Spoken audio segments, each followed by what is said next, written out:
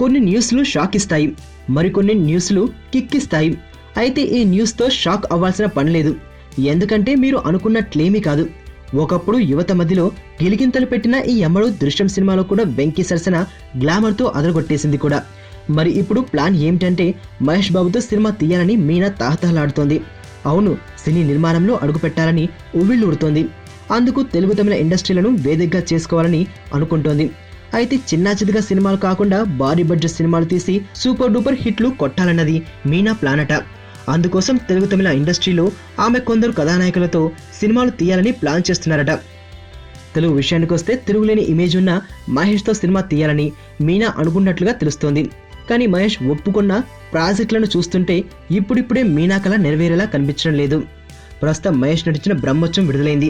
ఆ తర్వాత మృగదాస్ సినిమా స్క్రీనింగ్లో ఉంది. త్రివిక్రమ్ శ్రీనివాస్, పూరి జగన్నాథ్ కూడా మహేష్తో సినిమా తీసేందుకు క్యూలో నిల్చున్నారు. ఇలాంటి సమయంలో మీనాకు మహేష్ కాల్ సీట్లు దొరుకుతాయా అన్నది ప్రశ్న. అయితే మహేష్తో సినిమా కోసం రెడీగా ఉన్న డైరెక్టర్లను ఒప్పించగలిగి తన నిర్మాణంలో సినిమా ప్లాన్ చేస్తే మీనా అనుకున్నది సాధించినట్లే. మరోవైపు తమిళ్లో కమల్ హాసన్తో తన మొదటి సినిమా నిర్మించాలని మీనా అనుకుంటుందట. అక్కడ ఆమె అదృష్టం ఎలా ఉంటుందో చూడాలి. మొత్తానికి ప్రిన్స్తో సినిమాల కోసం క్యూ కట్టేసిన వారి సంఖ్య పెరుగుతోంది. వైలెన్స్ లేకుండా చూడగలిగే లవ్ స్టోరీలు ఎప్పుడు వస్తాయి కదా.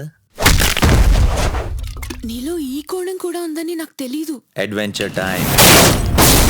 నిన్ను పెళ్లి చేసుకోవాలి, ఐశ్వర్య తెలివిగా చంపాలి.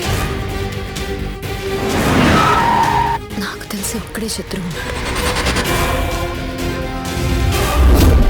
నేరం బయటపడే ఛాన్సే లేదు.